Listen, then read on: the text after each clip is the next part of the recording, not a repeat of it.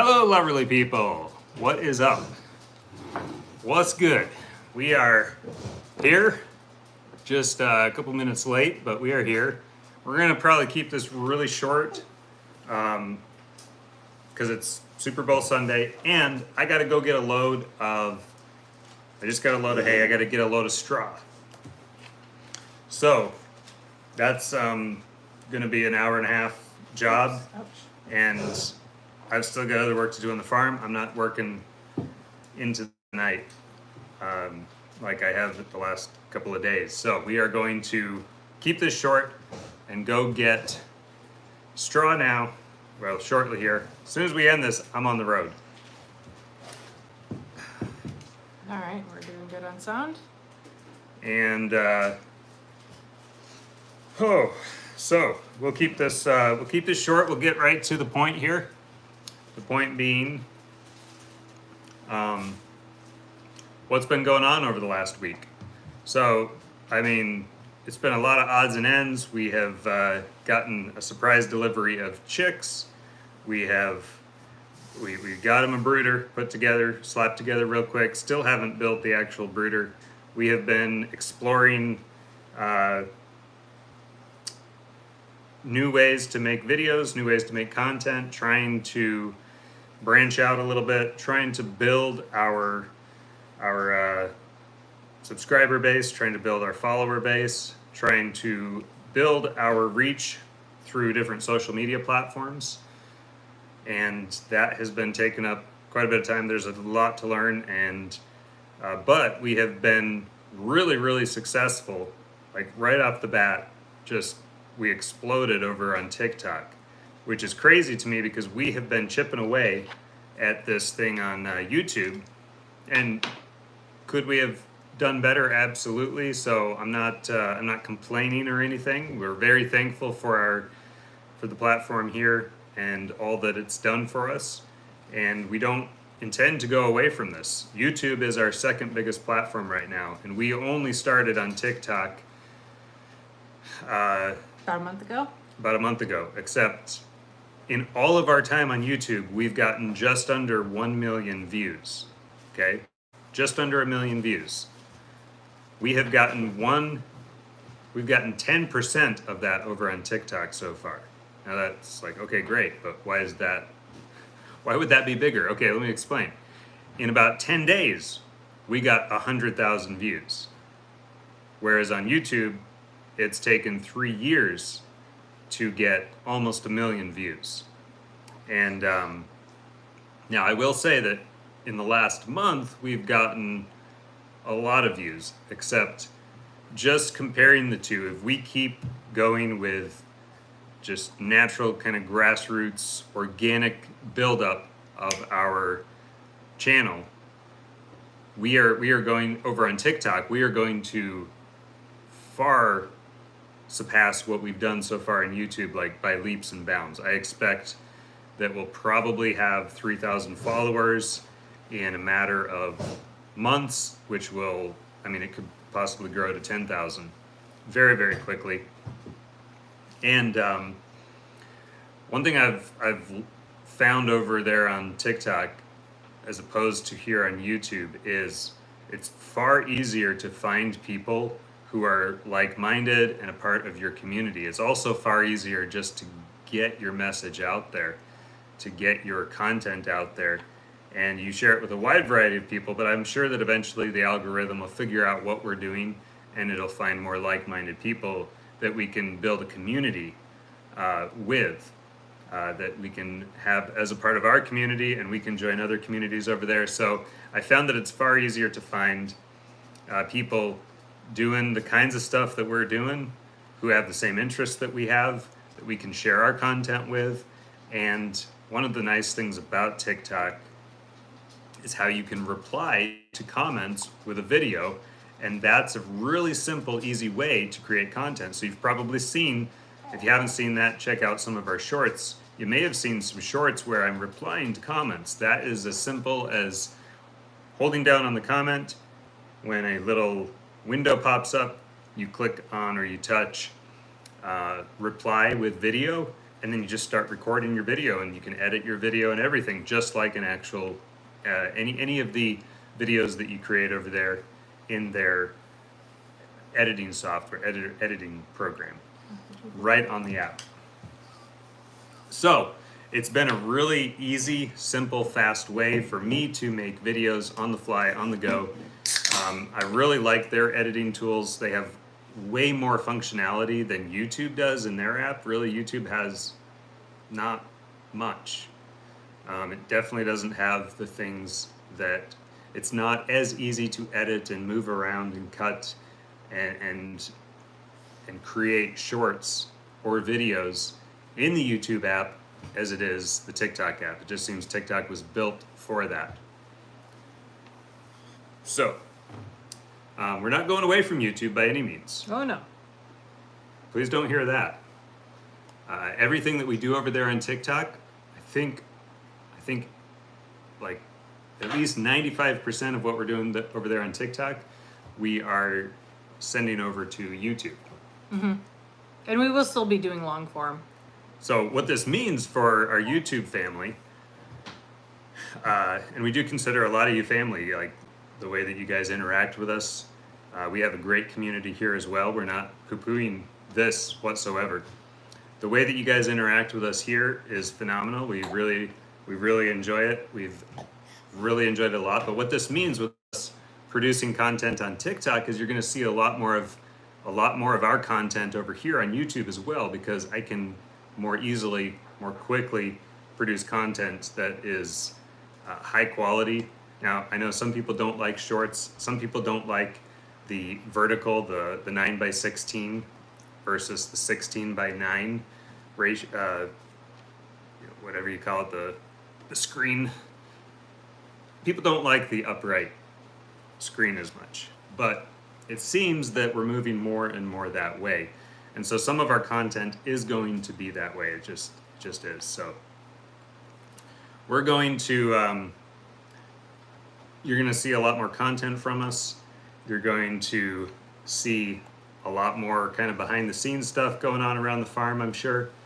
And that's only because of the functionality and the convenience and the ease of use that TikTok offers. Now, I used to think that being on TikTok was a huge no-no because of who owns it, of where it comes from, of how they're tracking what you're doing on your devices. And then I came to learn that if you're on Facebook, if you're on Twitter or X, if you're on Instagram, if you're on YouTube, and you have that app installed on your smartphone, or you have any of that, right? They're tracking all of that. Almost all of our apps are tracking our information. They're tracking what we're doing, where we're going, how long it takes us to use the bathroom. Crazy stuff, right? And it's just the world that we live in. You're not going to get away from it as long as you have a smartphone with apps installed that allow those apps to, to track you or not. But, so that being said, these companies then sell all of your data, all of your data points, all of your daily biomarkers that your phone can pick up, how many steps you take in a day, which tells them a little bit about the kind of person you are.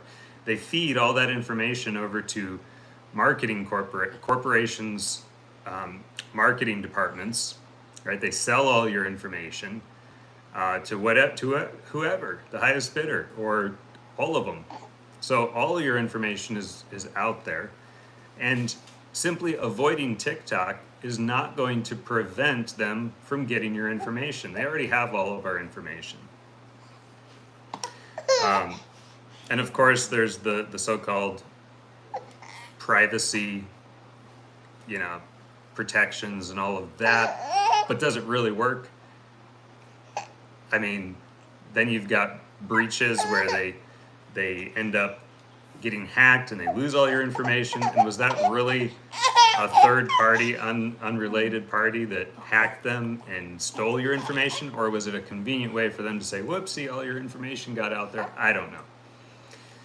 I'm not here to be the arbiter or the judge of what all that is. I just know that avoiding TikTok, if you have Facebook, Instagram, Twitter, X, all of those social media platforms on your phone, and probably some of the others like Parler, or I don't think Parler is even a thing anymore, but any of the others, they all have your information. They're tracking it. Even if you're just surfing on the internet, you're surfing on a browser, there's still little ways for them to get your information. So I'm not afraid of it anymore, and I'm just saying, if we're going to have social media, if we're going to have ourselves out there, we're just going to have to,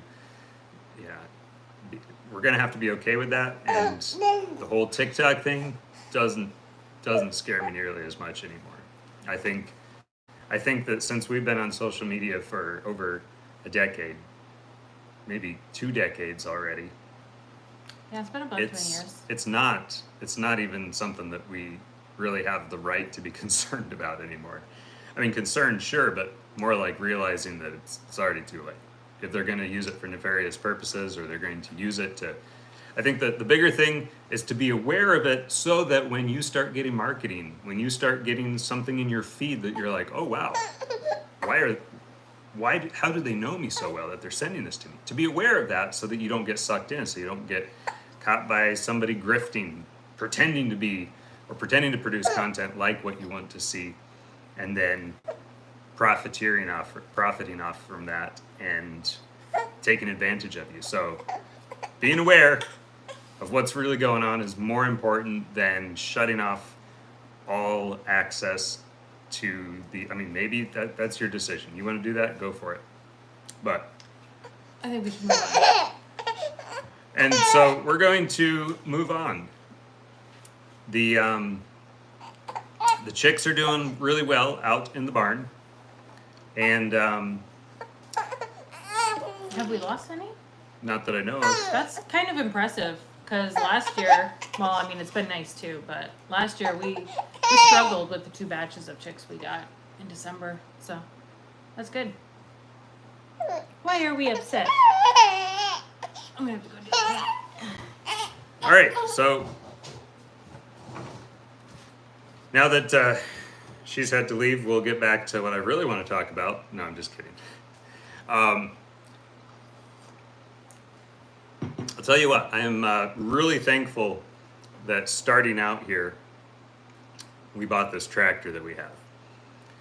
It was a bit of a stretch. It was a bit of I don't know, is this really something that we need? But we have really needed it. And if you have the means, if you're going to start a homestead, if you're going to start a small farm, you can save so much money. It's ridiculous how much money we've saved. We've saved enough money in just because we have a tractor, we have the capability of moving heavy things, which means we can buy things in bulk.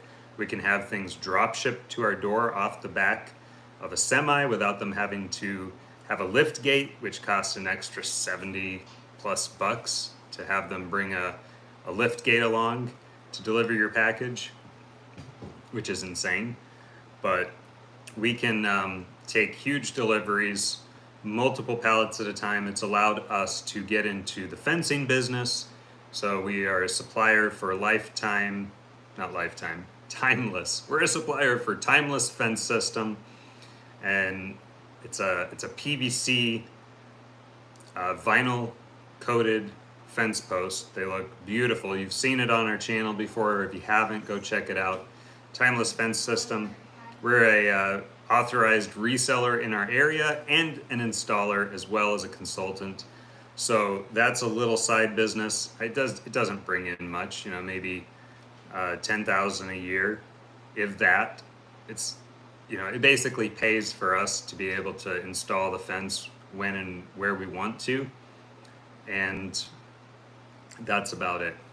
So we've been selling a little bit of that here and there, but it's only because we have the tractor that we're able to get these big shipments in. There's no way that a semi is going to come deliver 5 pallets of this stuff and then wait for us to offload it by hand. That would take half the day. They've got a schedule to make, and so we'd definitely be paying for that lift gate. Well, right off the bat, we save $70 on the lift gate every time they come.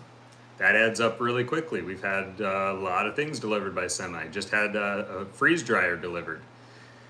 We have Also saved a ton of money on feed, because when you order feed in bulk, you save a ridiculous amount of money versus the bags.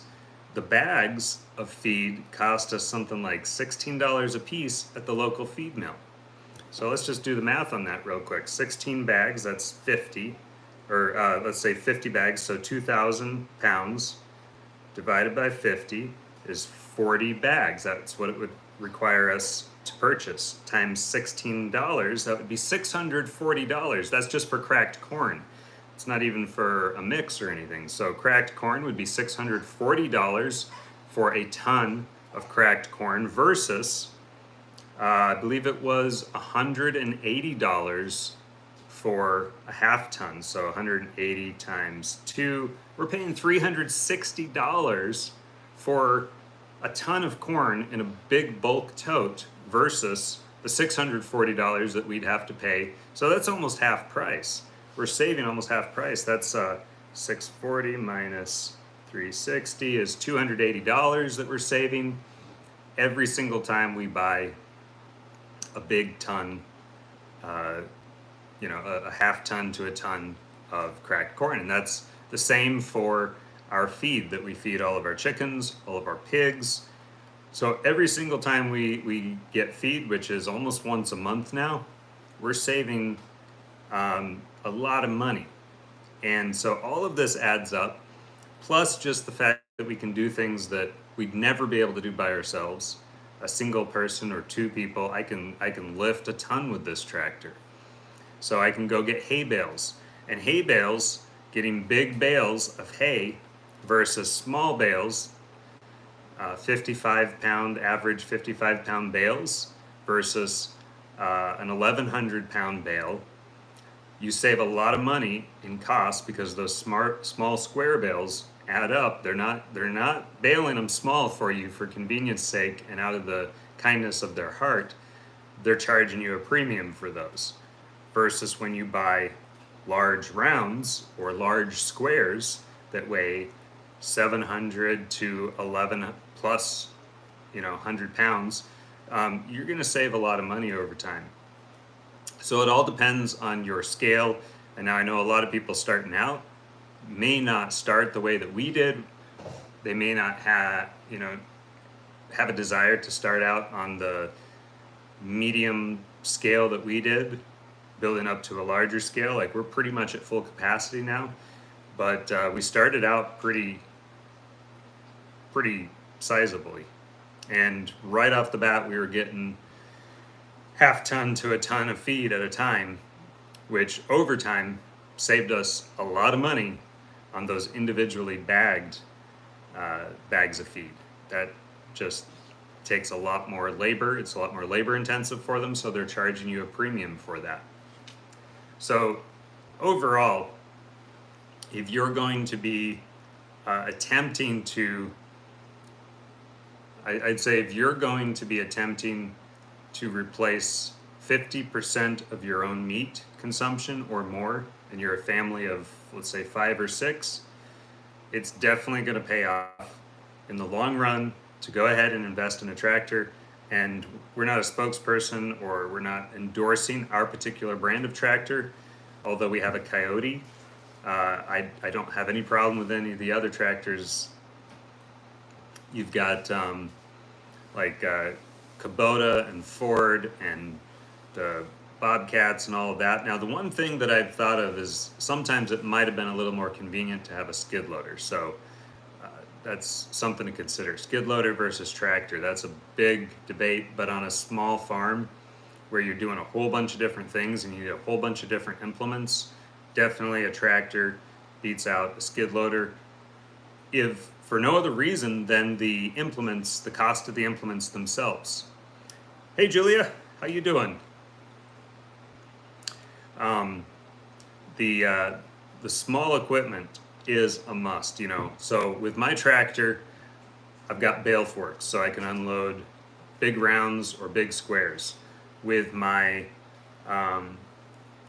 moving pallets of feed around and being able to unload, offload pallets of feed, I've got the forks, and so I said bale spears, forks. I've of course got the bucket that just came with the tractor. It was a package deal, and we use the bucket quite a bit. And then we have on the back end, I've got a stump grinder, which I haven't used as much, so I could probably sell that late this year after I finish getting the stumps ground up around here. But it was nice to have when I needed it, so I could get out there and grind some stumps right away. But definitely not a necessity.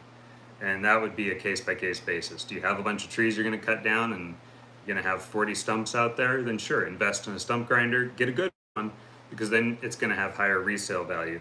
But then we've got a brush hog or a brush mower, and that was almost the last thing I got. I think I got the brush mower after getting the tractor and all the other implements, and then the very last thing I got was a snowblower. And the snowblower has come in clutch, like absolutely necessary on our property in our region because we get a lot of snow now. This year, not so much, but I have used it once or twice out there already, and it has been a life changer. Like it's night and day difference when you have a 6-foot wide snowblower versus trying to get out there and blow it with a little walk behind, or God forbid, shovel our entire property. Like we just never would get it all shoveled. Especially last year, we got dumped on. The last 2 years before this year, we just got dumped on. Yeah, and you can lose. So Julia says, my dad lost the tips of his fingers in a snowblower. Yeah, all equipment is dangerous. You could lose way more on a tractor, and so that's something you always got to keep in mind. That PTO on the back end, spinning around. There's been people that have gotten wrapped up in those and died. You know, so it's a tragic thing that happens. There's a lot of accidents on farms or around farm equipment, so you always have to be mindful. I've had a couple of close calls. I could have had my toes cut off a couple of times, and thankfully it was just a close call and not an actual call. The referee let me off easy that time. And oof. So your dad thought that he had turned off the snowblower and he tried to unclog it. Yikes. Yeah. Lots of spinning stuff. When you're around lots of spinning stuff, I mean, you can't be too careful. And I know that even people that are careful, it takes one split second of you just being really tired that day and not thinking. That's been every single time I've had a close call. Is I've been working, and that's usually when I decide, okay, as soon as I'm done with this job, I'm done for the day, because apparently I can't be present enough in my current fatigued state to be safe. So better to not get the work done than to not be able to do that work for a month or more, and that because you're missing some fingers or something.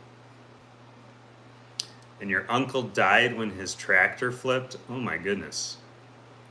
Wow. I'm very sorry about that. That is a real tragedy. That is a real tragedy. Yeah. There's been a lot of people I know that when I first moved out here, I had guys, friends of mine, they'd be like, hey man, be careful in that skid loader. My uncle died and his skid loader flipped over on him, and he got crushed underneath it. Nobody found him for like half the day. Whew, yeah, I've had a couple of close calls in our tiny little Bobcat skid loader too.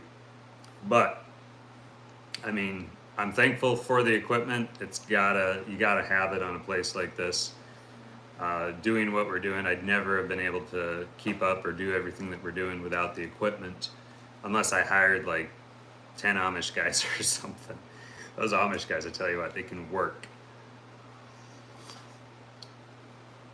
But, so I also got a sickle mower, and that has been really great for when we needed to cut down just large swaths and we wanted to all be long stalks so that we could hay it. Probably not going to use that this year. I think I've learned my lesson on haying by hand, or at least trying to gather the hay up in windrows, dry it, flip it, and then gather it up for storage. It's way too much work to do by hand.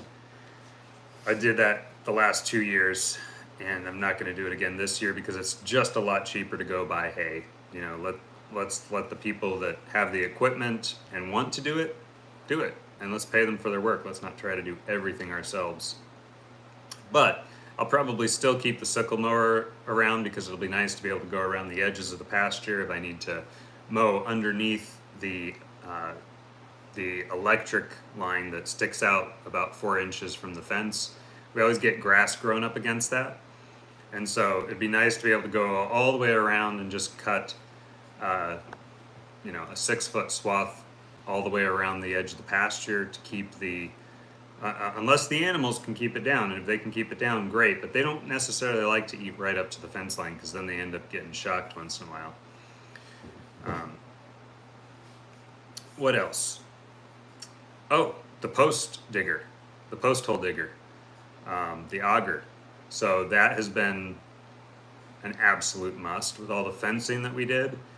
And we're going to do more this year, I think. We're going to, we got the perimeters all fenced in, and this year my plan is to create paddocks in our pastures so that we can rotationally graze, so that rotationally grazing our animals is just more convenient. And that's going to be a must because of the extra cows that we have now. We can't just let everybody out into the pasture to graze as they please, where, when, and wherever they want to. We're going to actually have to set up paddocks. And doing this temporary line thing out in our north pasture just doesn't work because we don't have the right sort of fence out there. Now, if you want to do rotationally grazing, here's my recommendation. You got to get the timeless fence system set up.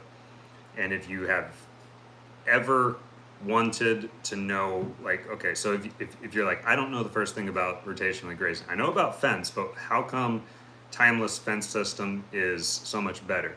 I should do a video on this out in our south pasture sometime about why it's so much more convenient, and then do a comparison in our north pasture and show you just how inconvenient and frustrating it'll be. Like, it'll take you like 2 weeks of trying to rotationally graze on the wrong fence system, and you'll throw up your hands and be done. That's what we did for like 3 seasons in a row. We just were like, okay, we're done. Uncle, I give. And, but with timeless fence system, if you want to do rotational grazing, which is basically for a set period of time, you have the animals in one paddock, then you move them to another paddock for a set period of time, and you move them to another paddock.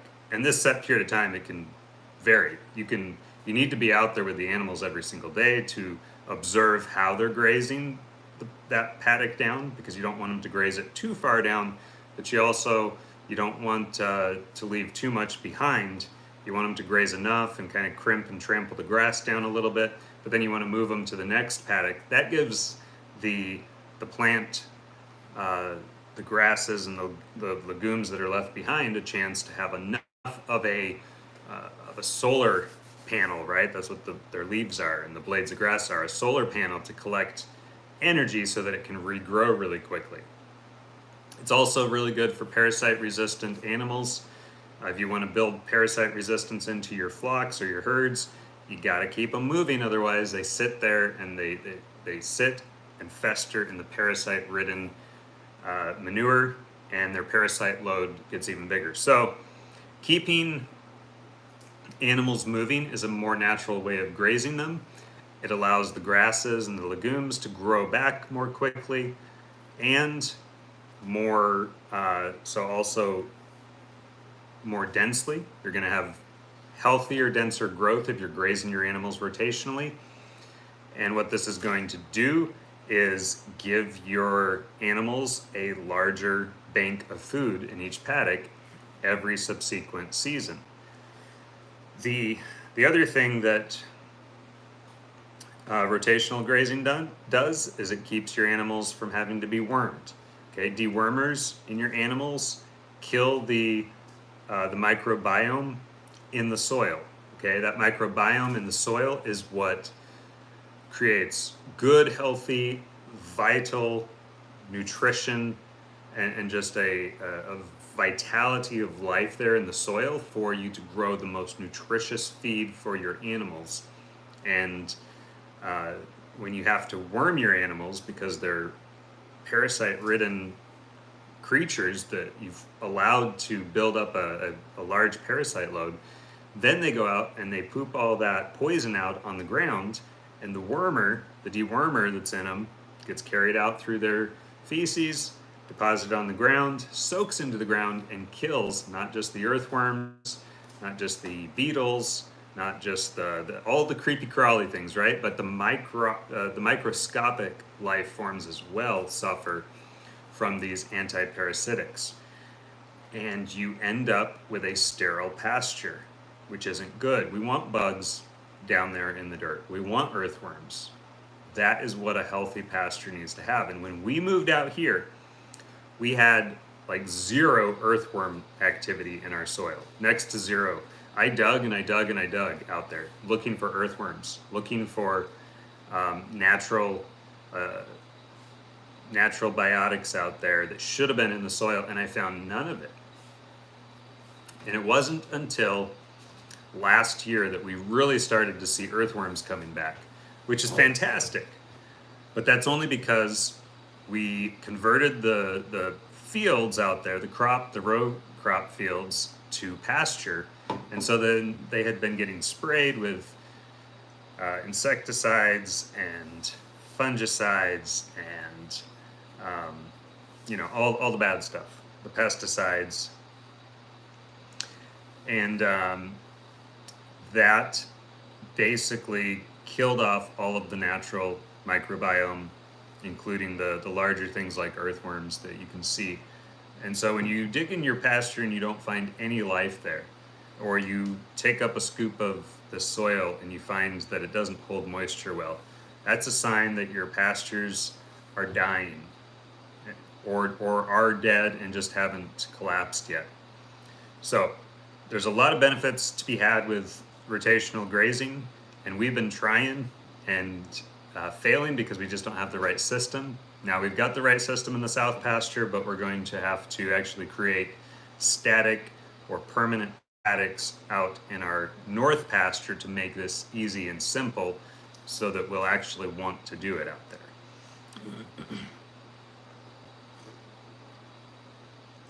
So getting back to the tractor, without that fence post digger,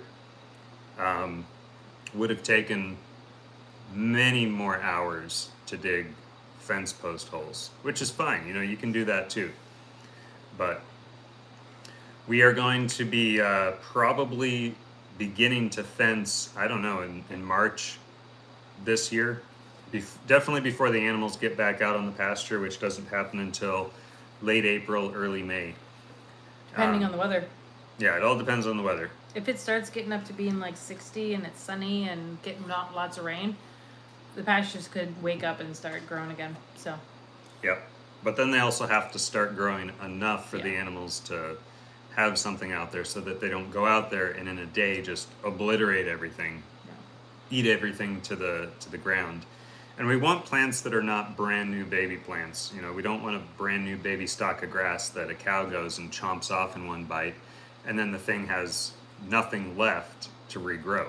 I mean, it'll regrow a time or two, but if it keeps getting eaten to the ground over and over, it's eventually going to die. It'll run out of energy. It can only store so much energy in its roots, but that energy has to come from the sun, and that's from the blades of grass picking up, photosynthesis. We learned about this in school. I don't need to tell you how it works, but those blades of grass do need to be there still so that it can regrow quickly and not be a huge deficit on the plant's roots. Hey, Steve. Hi, Steve. Good evening to you. So that's a little bit of our life, and we are just about 35 minutes here. Do you have anything to add before we leave? I don't. It's been fun throughout the couple of years. Like it was interesting when he first got the tractor. We barely had a use for it, and now he uses it daily. And so it's great that we are able to utilize this tool more often. And of course, I now know how to use it. I think you want to start training our oldest daughter on it Yeah, here I think fairly all soon. the kids could learn to use it. Mm-hmm. I mean, they need to at least know how to use it to some degree, just in case something happens, and Yep. they're the only ones that can get out there and do the chores. Yeah, and our oldest But- is old enough that she could even get her farmer's permit, and so Oh, yeah. she's well old enough to learn how to work it and even have it be out on the road if need be. But so yeah, she needs to get more training on it. But other than that, I've got nothing else. Julie, if you are still here, your puppies are doing fine. They're loving it yeah. out here. Poppy is finally okay with Ragnar, and so she's trying to play with him. He plays hard because he's never had to play with a smaller puppy, so he does it. He overdoes it a little bit, which gets her a little scared. But then everything resets, and so she tries again, and he tries to be gentler. He just doesn't know how. So hopefully, maybe within a week, he learns how to play appropriately with Poppy so that he doesn't scare her. So, and Volibear is doing great. He's eating lots of food and being a good, alert dog. And he's just having a great time here too with all of the other dogs. So everyone's doing great. Yep.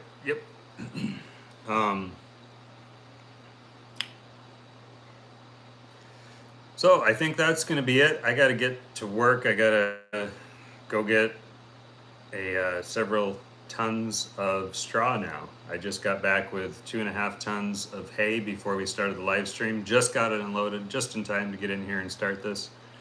And I gotta keep this short because we need more straw. I underestimated how well those 5 bales of corn stalks were going to cover what we needed for the winter. And you They got just them they just before. weren't enough. Yeah, well, and you got them before we added the Aberdeens. So it was Yep. just for the sheep and for Dawn and the chickens. That's who you planned it for. Sure, yeah. And then you gave some to the pigs, but yeah, everyone's gone through it. Yeah, our So- 4 cows in the barn are, and they have to be in the barn because if they got out on the pasture, they'd eat all of the carbon, the nice carbon cover that the rest of the grasses are out there on the pasture, and they would just muck up the entire pasture. They'd tear it up, almost as bad as the pigs are. Probably as bad. Yeah. They'd create a big muddy sinkhole, Mm-hmm. and that's not healthy for them, and it's not good for the pastures, which we need the pastures to be good and healthy for them come spring. Yeah, and with how wet and like just with all the melting snow, and then with how wet it got, yeah, we're going through straw too, but for completely different reasons. So if we could, we should probably put some out in that pig pen near the feeder where all the pigs go to just kind of give it some nice ground cover. But I mean, Yep. they'd bury it in a day. So Yep, I'll probably give them the last bale of corn stalks, and then we'll have straw. This straw that I'm getting, I went and inspected it while I was getting the hay earlier. Really good stuff. I'm excited. I don't know if you should be excited about going and getting hay, but I'm actually excited about going and getting this stuff. So, with that, I'll sign off here. yeah, I'll finish answering some questions. Yeah, you but go ahead and talk, you but- can go ahead. I gotta leave, guys. You all have Yep. a great day. Everybody take care. Stay safe. Hug somebody. God bless. Everything's gonna be okay. Peace. All right, so Julia, yes, Volibear with his barking, he actually, I don't hear him at night, and he's right outside my window. So yeah, here, let's turn this on, since it's about me now. Yeah, so actually I don't hear him at night. So if he's barking, it's not bothering me at all. During the day, he does bark though, when he gets startled by something. So usually if somebody leaves the house and they go where he can kind of see them, he'll kind of do like an alert bark of being like, hey, there's someone who's walking. Otherwise, but when he sees it's just like one of us, and he kind of mellows out. So, and he does have a preference. We noticed that today, like for the past couple of days, whenever I'd let him out and Brandon was outside, he had no problem going up to Brandon getting a pet here and there, and of course just romping around with Ragnar and Bella.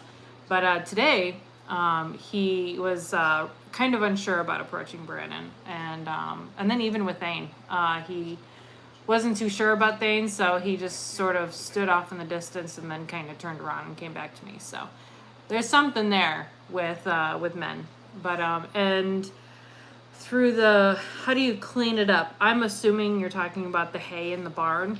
So last year what we did is we used the little skid loader that came with the property, and Brandon just used that to scoop stuff out out into the concrete that we have just on the south side of the hog barn, and then we put some out on the other side of the concrete on the ground, and we have been stirring that around for compost and stuff like that. So and actually we had burned some trash nearby, and it was quite windy when we did it, and actually it was the time when you guys came up last time, when you came up with Ryuk, and some embers kind of fell into the manure pile and it caught on fire. So it was like maybe a couple hours before you guys all showed up. We were out there with a hose hosing it down because it was on fire. So but yeah, that's what we normally do with the stuff that's in the buildings over the winter time. When we get the animals moved out, then we get the skid loader in there and shovel it out and go put it in a pile somewhere to just stew and become compost in a couple of years. So well, I mean, it's fine. Volley Bear is doing just fine. Julia said it's probably my fault. I never have any guys around him, and it's always me. It is what it is. And I mean, like, I don't know why dogs think it'd be any different. I would think humans are humans, but maybe there's just a different dynamic when it comes to male and female. But so you burn the old hay, like old hay we don't use, or the hay that, well, like, we don't purposefully burn it. It caught on fire because of all the what was it? What is the chemical that made the manure catch on fire when we were burning trash and an ember fell in it? Is it just methane gas? Because there's the gases that get built up from the animal urine and stuff like that, where it becomes a gas. So it just kind of becomes flammable. But we don't purposefully burn old hay, so we were just burning trash, and that's how that caught on fire. And actually, something we should think about doing this year too is scorching around the property line, because we were dealing with ticks really bad in the springtime when we were fencing the south pasture. And they were coming up from the grass. They weren't coming from the trees, and so maybe a good healthy scorched around the perimeter would help with that. So, all right, well, I think that cleared up any questions. Julia, if you want to know more about the dogs, just give me a text. But yeah, everything's going well here. Everyone enjoy the Super Bowl if that is something you are into. So you use it pretty much for bedding, but when you need to change it out, you're not sure what to do with it. Yeah, there's most people do like compost piles, and so if it's full of the urine and poop, or depending, like if it's your chicken yard, you just scoop it out, put it in a pile that is specifically meant for compost, and then you keep an eye on the temperature because it'll cook. It's because it's hot. It's a hot manure. And so what you'll want to do, don't quote me, you'll probably need to do some research on how to properly decompose the compost pile. Is I believe you want to flip it and turn it so that it's equally cooked, so that it can then turn into dirt, basically, is what you're doing. You're trying to turn straw or corn stalks is what we're using. As it decomposes with the manure, then it just basically turns into dirt. And so that's how kind of composting works. And it's the same with like when you put like garden scraps or throwaways and stuff like that. That's how people do that with the compost too. And that's when you can find some barrels that have this like spinning wheel, and that's how they get the compost to then move and shift to keep the cooking equal, so that it just turns into dirt.